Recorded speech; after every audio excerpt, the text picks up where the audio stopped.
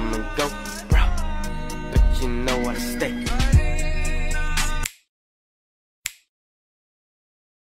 Bon, aujourd'hui les gars, j'ai plein de choses à vous dire. Ah bah enfin. Par exemple, est-ce que vous saviez que les battements du cœur de deux personnes amoureuses se synchronisent automatiquement à une condition que les personnes concernées se regardent pendant 3 minutes dans les yeux?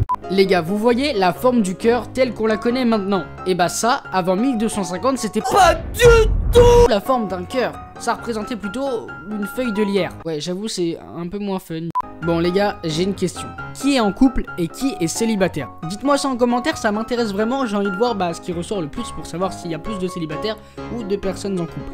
Et sachez qu'il y a peut-être des personnes d'entre vous qui ont peur de tomber amoureux. Et il y a des gens, leur phobie, c'est de tomber amoureux. Et ça a un nom d'ailleurs, ça s'appelle la philophobie. Moi la philophobie, je pensais que c'était avoir peur de la matière, la philo quoi, la philosophie.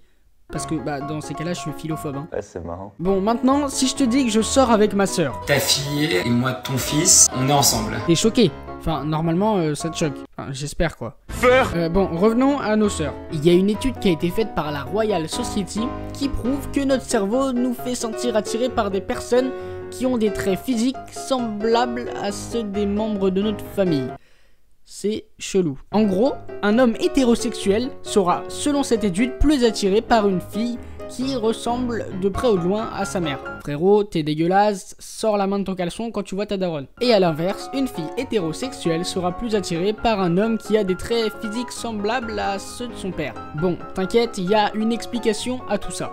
En gros, c'est parce que quand tu grandis dans un milieu positif avec ta famille, ton cerveau relie leur physique à la positivité. Et quand tu croiseras un homme ou une femme avec un physique semblable, tu le relieras tout de suite à la positivité. Bon allez, on passe le sujet des trucs de famille et tout, c'est chelou, on n'est pas sûr. Alors cette vidéo a commencé il y a plus de 4 minutes. Non. Et donc logiquement, tu sais déjà si t'es amoureux ou amoureuse de moi. Attends, je m'explique. En gros, il paraît que il te faut seulement 4 minutes pour savoir si tu ressens des sentiments envers quelqu'un. Il y a une étude qui prouve que vous avez plus de chances de tomber amoureux lors d'un grand danger. Ouais, j'avoue, c'était pas la plus grande de mes idées, ça. Hein. Bon, je vous explique quand même pourquoi. Le danger crée de la dopamine dans le cerveau. La dopamine, c'est le même truc que produit ton cerveau quand quelqu'un like ta photo Insta. C'est pour ça qu'il faut aller me suivre sur Instagram et TikTok. On peut faire un test, mais un commentaire, et j'essayerai de mettre un cœur à tous les commentaires. Et vous me direz si vous avez eu un effet de dopamine ou si vous en aviez rien à foutre. Il faut savoir que l'amour produit aussi de la dopamine. La dopamine, c'est comme de la drogue, et l'amour produit de la dopamine aussi, donc tu peux te droguer à l'amour.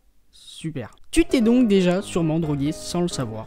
Bon, vu que l'amour et le danger ça crée de la dopamine, les gens des fois mélangent les deux, et c'est pour ça que sortir avec quelqu'un qui est déjà en couple, ça crée de la dopamine aussi. Ça fait beaucoup là, non? Mais bon, je recommande pas, hein. Bon, maintenant, j'ai le conseil pour sortir d'une dépression amoureuse après une rupture. Imaginons ton copain ou ta copine vient de te quitter, t'es pas bien, t'es pas dans les limbes, t'es pas dans un bon mood, on va dire. Et tu te dis, mais putain, mais comment je pourrais sortir de ça dans ma vie? Comment je pourrais aller mieux? Pas comme ça qu'on imagine la vie. Mets tes chaussures, un manteau et va au Monoprix acheter du chocolat. Après une rupture, quand on est encore amoureux, la montée de phényléthylamine tombe d'un coup. En gros, pour imager, c'est le moment où tu te dis « Oh non, c'est pas possible, je pourrais pas vivre sans lui ou sans elle ». Et à ce moment-là, donc, ton corps a absolument besoin de phényléthylamine. Et quel aliment contient beaucoup de phényléthylamine? Oui, c'est le chocolat.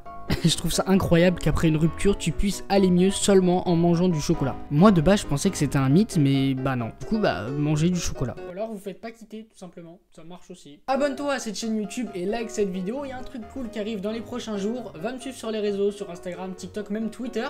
Et à très bien vite. À très bien vite. Oh non, j'ai raté mon outro.